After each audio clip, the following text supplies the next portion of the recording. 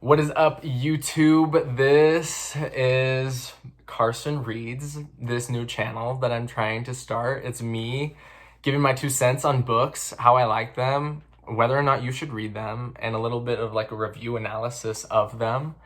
You can see that my bookshelf is a little barren back there, but I'm hoping that as I keep doing these videos and as the channel goes on for longer, that we can fill up some of those bookshelves. Today, I'll be reviewing a book called The Great Gatsby. I'm sure 100% of you viewers have heard of it before, and maybe a lot of you have read it before.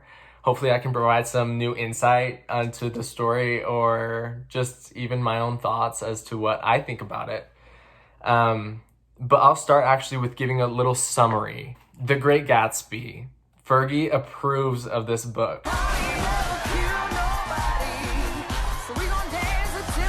But basically this story it's narrated by this man named Nick Carraway. He's from the Midwest, but he moves out to New York to a part of Long Island called West Egg. There's a West Egg and there's an East Egg. West Egg is more of the new money, where the East Egg is more of the people who are well established. This story, of course, is told during the early 1920s. I think it says it's 1922. Nick Carraway moves out to New York because he's in the bond business. His next door neighbor is the person who's on the front cover. I mean, this isn't him, but his name, Jay Gatsby. He lives right next door to Nick Carraway. And every Saturday night, there's a party at Jay Gatsby's house. Nick Carraway, he lives on West Egg, but he does have connections to East Egg. His cousin actually lives over there. Her name's Daisy. And she is married to somebody named Tom Buchanan. And so basically that's as much as I can say without giving up any spoilers. But I mean, it's about love, it's about wealth, it's about nostalgia. Jay Gatsby, he's in love with Daisy. But before, he wasn't rich, and now here he is. He's the Great Gatsby. Everything that's done, all of the parties, all of the extravaganza is to impress Daisy. And it just shows his devotion for her and his way of thinking about getting her. Tom learns about these feelings that Jay have for Daisy, and he gets very upset, even though he has his own lover. Pause right there, right?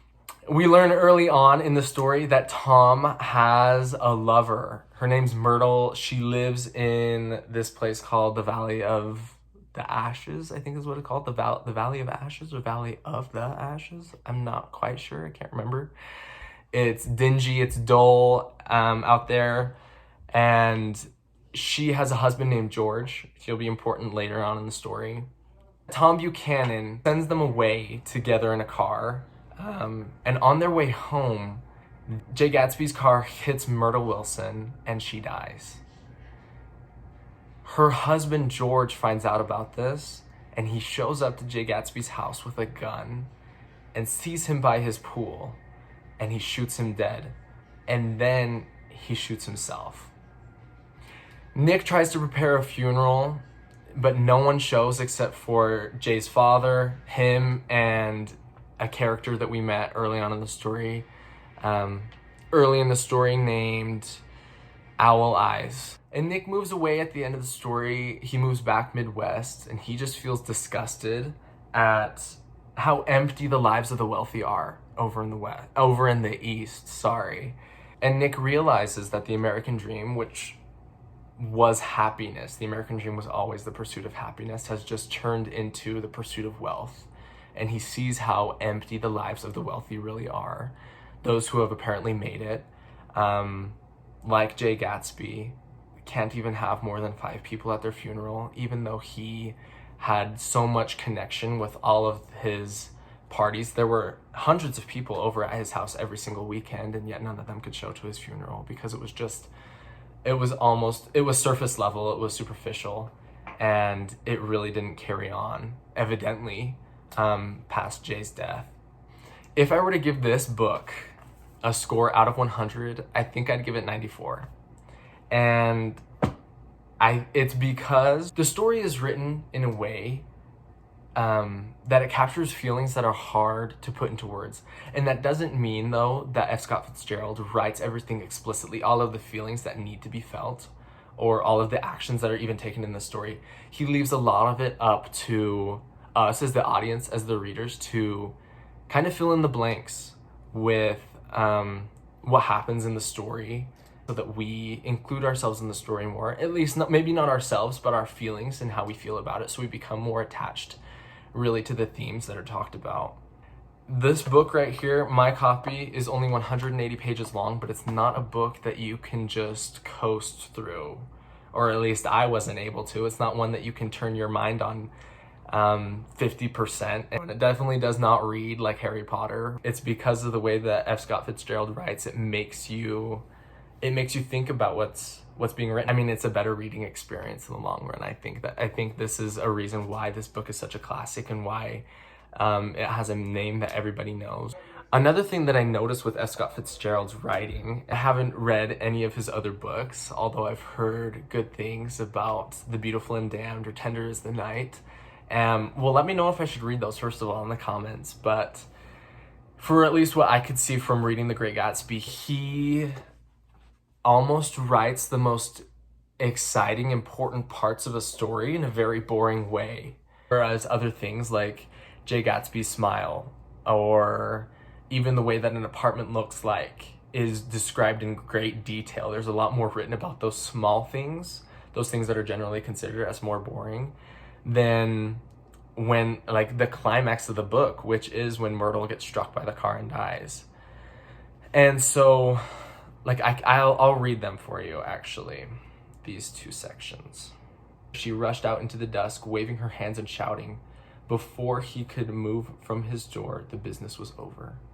The death car, as the newspapers called it, didn't stop. It came out of the gathering darkness, wavered tragically for a moment, and then disappeared around the next bend. And that's all that we get on Myrtle's death. Of course, it talks about it a little bit more, as to, for example, why she was waving at the car, and things of that nature a little bit later, a couple pages later in the story. But that's the climax of the story, is written in just a couple sentences. Whereas if we go to his description of what an apartment looks like, it says, the apartment was on the top floor, a small living room, a small dining room, a bedroom, and a bath. The living room was crowded to the doors with a set of tapestried furniture entirely too large for it, so that to move about was to stumble continually over scenes of ladies swinging in the gardens of Versailles. The only picture was an over-enlarged photograph, apparently a hen sitting on a blurred rock. Looked at from a distance, however, the hen resolved itself into a bonnet, and the countenance of a stout old lady beamed down into the room. We didn't really need to know how many bedrooms or how many bathrooms or the size of the dining room, but we get a lot more detail from moments like that than we do from even the climax of the story. Just something interesting that I found while reading this book. My favorite part of the entire thing is when it describes that first party that Tom goes to.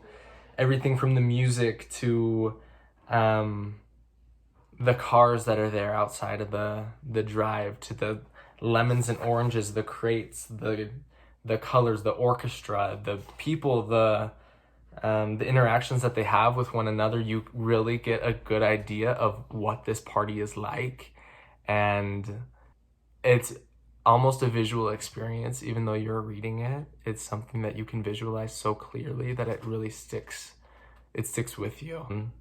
Let me know what you think about this book. I'd love to get your insight as well on The Great Gatsby, what your experience was while reading it, and maybe leave your own little review in the comments below.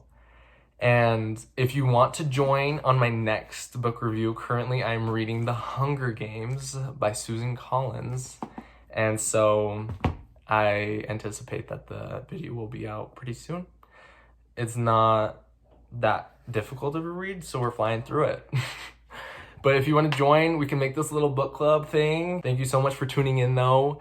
I appreciate it a lot. This is something that I love to do, and I don't know, I just thought sharing my thoughts on some books might be insightful for some of you as well. Don't forget to like and subscribe, and I'll see you next time.